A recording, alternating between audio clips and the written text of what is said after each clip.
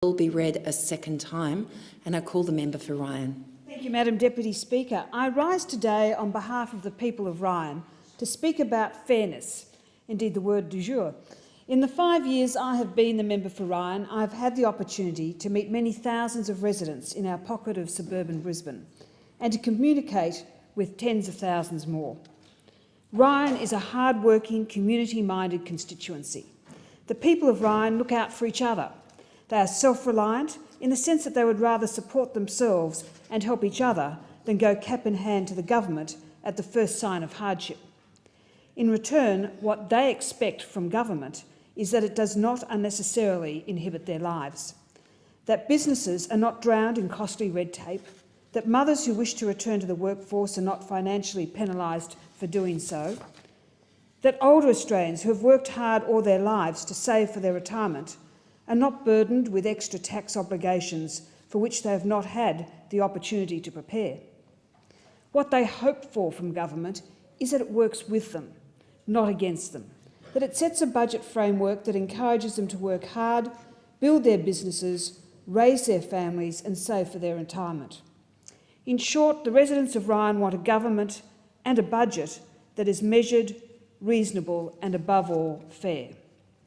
With this budget, the coalition government has demonstrated that it understands the concept of fairness.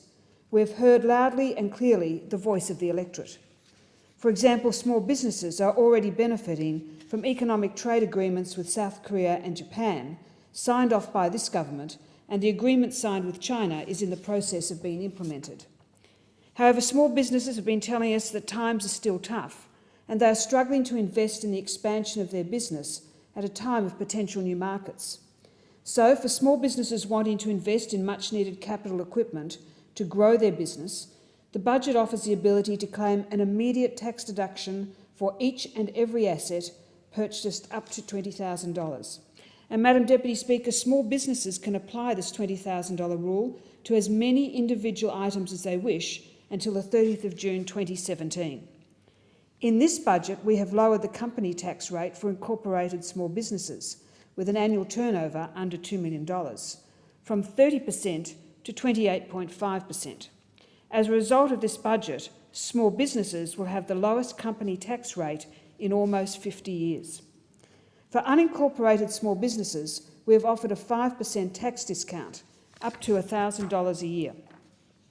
And to encourage start-up businesses, the budget will allow for professional expenses incurred in the establishment of the business, such as legal expenses, to be immediately deducted rather than writing them off over 5 years. Madam Deputy Speaker, these initiatives are being very well received by the many small businesses in my electorate of Ryan. The coalition government believes it is only fair that small businesses should be given every opportunity to grow, to employ and to succeed. This concept of fairness extends to the family unit. After all, it is reasonable that parents who want to return to paid employment should not face insurmountable cost barriers in so doing. Not only is this fair, it is also common sense. The Treasurer has recently led public debate around the challenges posed by an ageing population that was so clearly identified in the most recent intergenerational report. One of these challenges will be the need to grow our workforce to provide a sufficient tax base to support the large increase in the number of Australians over the age of 65 expected in future decades. Thankfully, we already have a skilled base of workers, mainly women, who are not currently in the workforce or are underemployed and want to work more. They have the skills, they want to work, but they are prevented from doing so by a lack of access to affordable and suitable childcare. The government has listened. From 1 July 2017, the new and simpler childcare subsidy will commence. The net effect of this policy will be that working families with household incomes between $65,000 and $170,000 will be around $30 a week better off. For working families on incomes up to approximately $65,000, the subsidy will cover approximately 85% of their childcare fees. From 1 July 2016, we will end the arrangement whereby parents were able to receive employer-funded paid parental leave and still receive the full Commonwealth paid parental leave. Parents accessing employer schemes will now only receive a partial payment from the Commonwealth sufficient to bring their overall payments in line with the Commonwealth scheme. While the practice of claiming both payments in full was perfectly legal, it arbitrarily disadvantaged those parents who didn't have access to a generous private scheme. The government has restored fairness and equity to these arrangements. The budget also contains measures to provide equity of access to childcare. We all know that for many people, work is not 9 to 5, Monday to Friday. Despite this, it is difficult to find childcare providers opening outside normal working hours. For doctors, nurses, police, firefighters, cleaners and other shift workers, this means that they do not currently enjoy the same access to childcare as people working standard office hours. To address this issue, the government has committed $246 million to a 2-year pilot program to extend subsidy support to home care services provided by nannies. The program is designed to extend services to those mothers who are unable to access current services.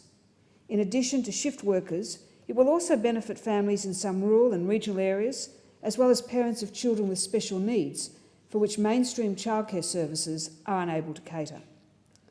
This policy is about providing choice. The government believes it is important that if mothers choose to return to the workforce, then they should be supported.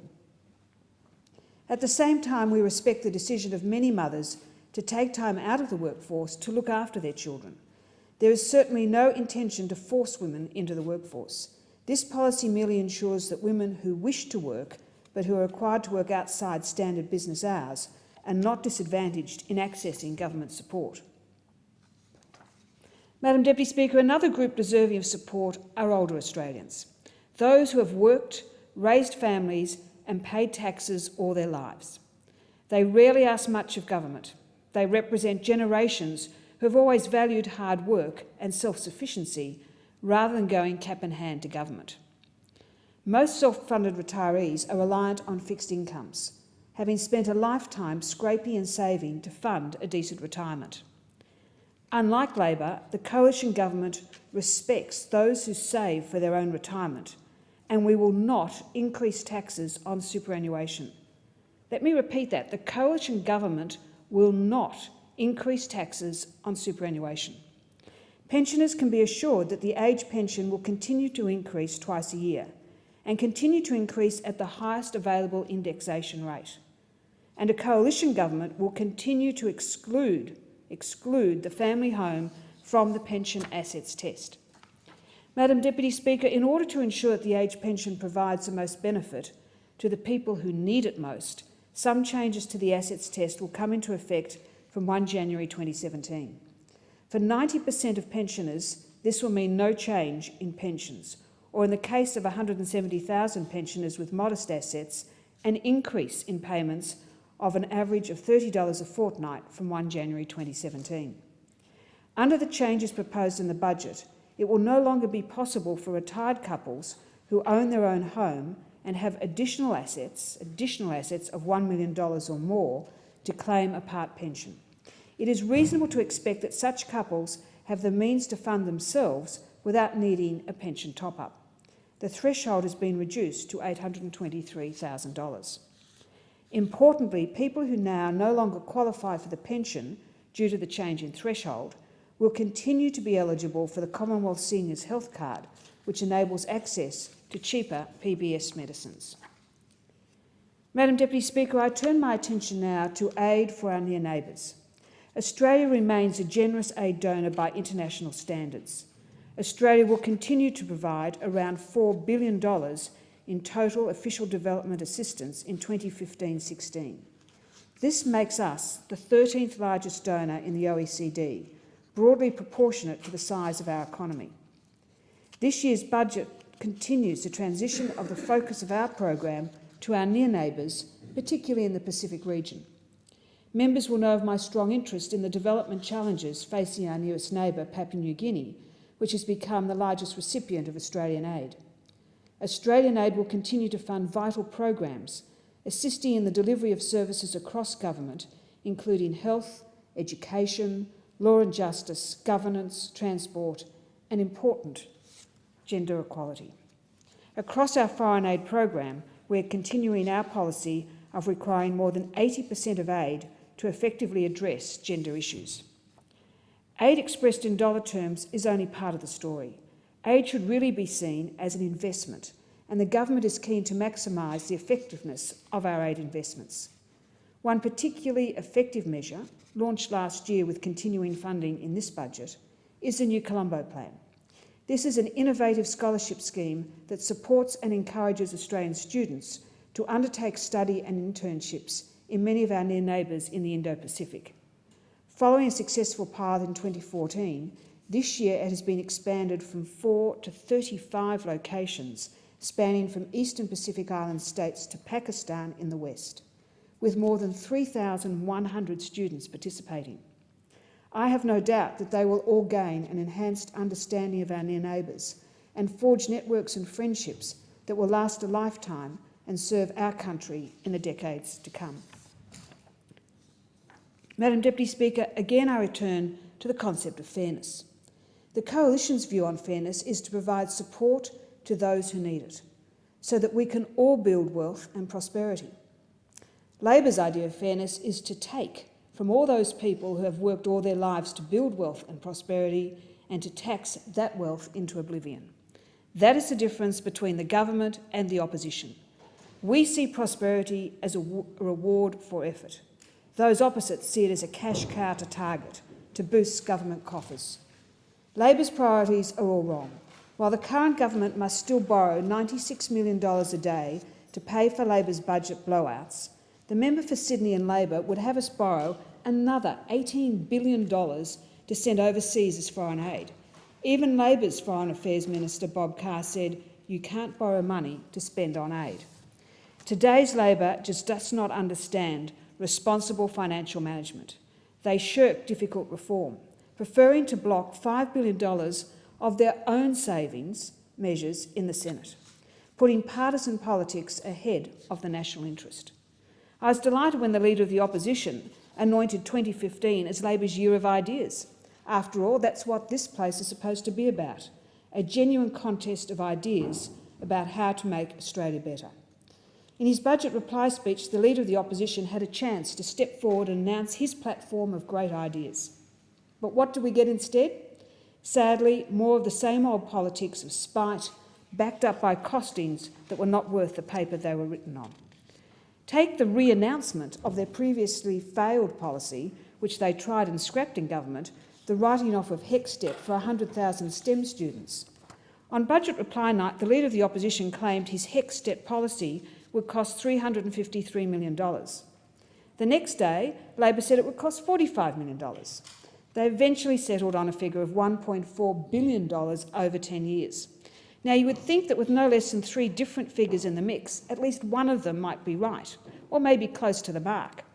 Wrong. The Department of Education has estimated the cost to taxpayers of the policy will be upwards of $2.25 billion. No one should be surprised. This is the same Leader of the Opposition who continues to peddle falsehoods about non-existent $30 billion cuts to the education budget, when a simple glance at the budget papers would show that the education budget continues to increase year after year. Madam Deputy Speaker, it is this combination of reheated failed policies, financial innumeracy and lazy rhetoric that demonstrates why Labor and the Leader of the Opposition are not ready to govern. Madam Deputy Speaker, despite Labor's rank opportunism and attempt at cheap populism, the Coalition government was elected to lead. We have delivered a budget that is measured, reasonable and fair. A budget that charts a sustainable course to surplus and a budget that provides a helping hand to those who need it. I commend the bills to the House.